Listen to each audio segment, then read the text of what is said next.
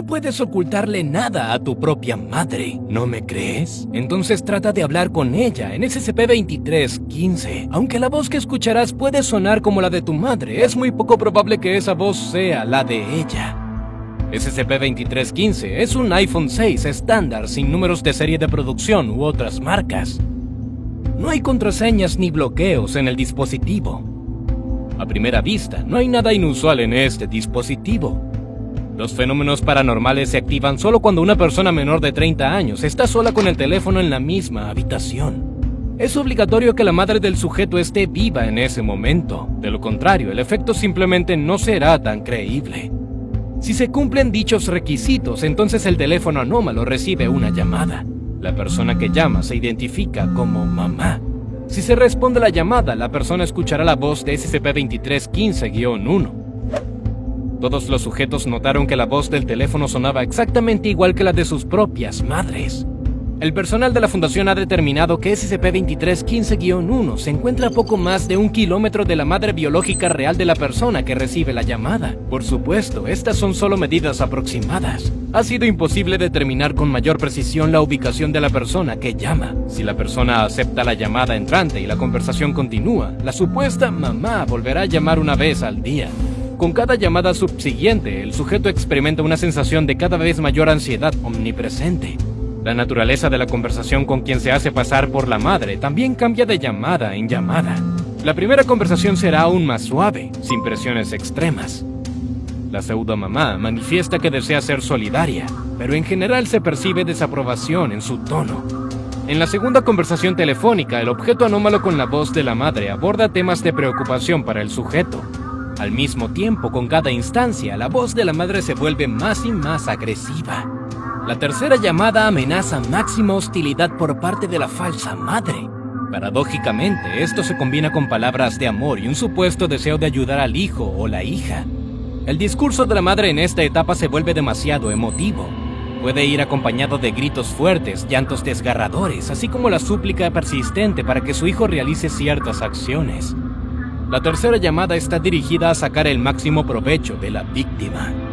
No terminará hasta que la víctima caiga inconsciente. Sí, puedes salvarte de esto simplemente apagando el teléfono. Es mejor hacerlo cuanto antes, ya que la falsa madre es capaz de hablar durante horas sin callarse ni un solo segundo. Quizá la mayor parte de la información obtenida sobre el sujeto provino durante los experimentos con el sujeto D135. Su sorpresa no tuvo límites cuando entró en la sala de experimentos y vio una llamada entrante de mamá en la pantalla del iPhone. Cuando el chico escuchó la voz de su madre decir Thomas, casi se echó a llorar, al menos que yo sepa. Después de todo, en primer lugar, no había escuchado su nombre durante bastante tiempo. El personal de clase D es llamado exclusivamente por sus números.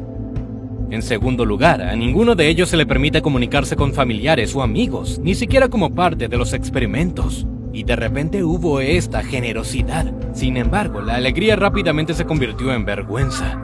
La pseudomadre, después de algunos comentarios, comenzó a reprochar a su hijo. Ella le recordó todos sus errores, especialmente los que llevaron a Thomas a la cárcel. En un momento dado, se involucró con malas compañías. Junto con estas personas, Thomas fue a la tienda a robarla. Detrás del mostrador estaba sentado un anciano que terminó siendo asesinado accidentalmente por el joven e inexperto criminal. Después de eso, los amigos de Thomas huyeron de la escena del crimen y solo él fue arrestado. En respuesta, D135 tranquilizó a su madre y le contó sobre la firma de un acuerdo con la fundación. La falsa madre mostró preocupación por esto al principio, pero luego expresó la esperanza de que su hijo pronto fuera liberado y pudieran volver a vivir juntos.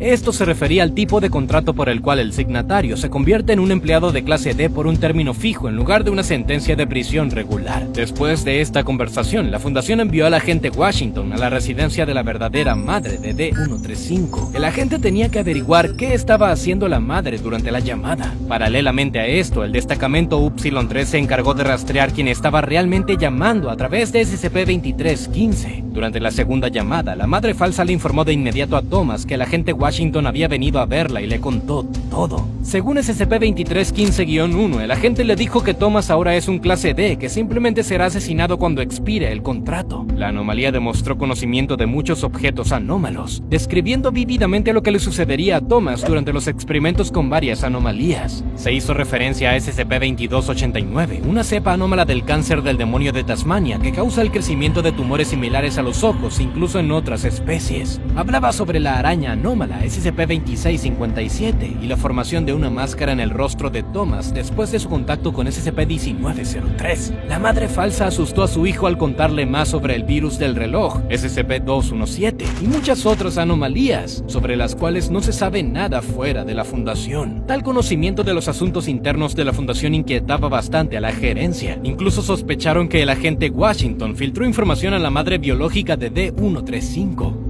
El mismo Thomas no tuvo dudas sobre las palabras de su madre, especialmente después de que ella nombró al Dr. Perry, quien estaba liderando el experimento con D-135. Naturalmente, después de tales palabras, la actitud del chico hacia los empleados de la Fundación cambió y comenzó a comportarse de manera muy agresiva.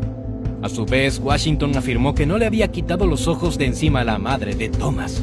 En el momento de la llamada, nunca se había acercado al teléfono. No había rarezas en su comportamiento. Para confirmar las palabras de Washington, la Fundación envió a un empleado adicional para espiar a la madre. Washington mismo fue retirado de la misión. D-135 estuvo muy sedado hasta que se lo llevaron para la tercera llamada. Durante la tercera conversación, la voz del teléfono indicó que había recibido toda la información del agente Washington. Además, el agente supuestamente le había dicho a la madre que en la celda contigua a la ubicación actual de Thomas había una anomalía que devoraba sangre humana.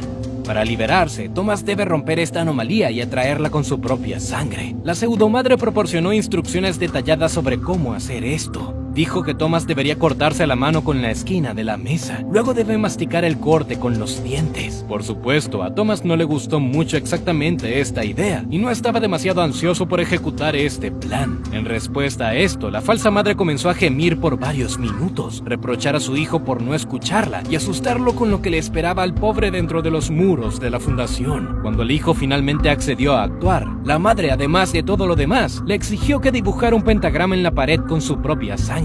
Como mamá lo sabe todo, Thomas la escuchó. Mientras D-135 intentaba dibujar, sollozaba y sostenía el teléfono junto a su oído con la mano derecha. Esto duró más de 5 minutos y medio. Entonces el hombre, exhausto y casi sin sangre, cayó al suelo inconsciente. Con el tiempo se recuperó, pero el trauma psicológico lo acompañó de por vida. La verdadera madre biológica de Thomas, por cierto, estaba hablando por teléfono ese día. Sin embargo, no con su hijo, sino con el agente Washington. Él le había dejado su número antes de salir de la casa. Sin embargo, no discutieron nada prohibido. Washington nunca dijo una palabra sobre la Fundación o cualquiera de los objetos. El tema de su conversación era el historial criminal de Thomas, aunque la grabación de su conversación había sido dañada. Lo único que confirmaba las palabras de Washington es la observación de los otros agentes secretos. Según ellos, cuando la madre hablaba por teléfono, estaba tranquila. Esto contrasta mucho con el estado emocional de SCP-2315-1 durante la tercera conversación telefónica. Los límites para encontrar a la persona que llama se redujeron a poco menos de 1000 pies, 300 metros de la madre biológica. Sin embargo, el objeto en sí permaneció sin capturarse. Todas las palabras de la voz anómala eran claramente manipuladoras, pero el informe del objeto chupador de sangre en la habitación contigua causó preocupación. Cierto, no había ninguna celda de contención cerca. Solo había una sala de almacenamiento para suministros de oficina, muebles y diversos equipos para conferencias. Este lugar fue revisado en busca de anomalías, pero los agentes no encontraron nada sospechoso. Pero había algo interesante al otro lado de la pared con el pentagrama. Había un recipiente pequeño con medio procesador para un iPhone 6. Junto a él se encontraron casi 40 mililitros de una sustancia etérea que olía como el perfume favorito de la madre de Thomas. Fue después de este incidente que el personal de la Fundación decidió designar el teléfono como Euclides y esconderlo. Sin embargo, esto aún no detuvo la curiosidad del agente Washington. Contra todas las prohibiciones, él mismo entró en la celda del iPhone anómalo y contestó la llamada entrante. La voz en el teléfono lo convenció durante mucho tiempo de que era su madre, pero el agente fue persistente e inflexible. Trató de averiguar por la voz cuáles eran los motivos detrás de su comportamiento, pero fue en vano. Después de este incidente, Washington se rindió voluntariamente. Fue sancionado administrativamente, pero pronto volvió al servicio sin cargos en su contra. Curiosamente, la historia no terminó ahí. 10 meses después, a la madre de Thomas le diagnosticaron un tumor cerebral no maligno. Después de su extirpación, resultó que el tumor podía recibir y transmitir varias señales. Parece que este tumor de origen desconocido había hecho las llamadas. Tenía acceso a toda la información de la memoria de la madre y recibía datos de la fundación a través del iPhone. Resulta que era este organismo simbiótico tecnobiológico en el trabajo.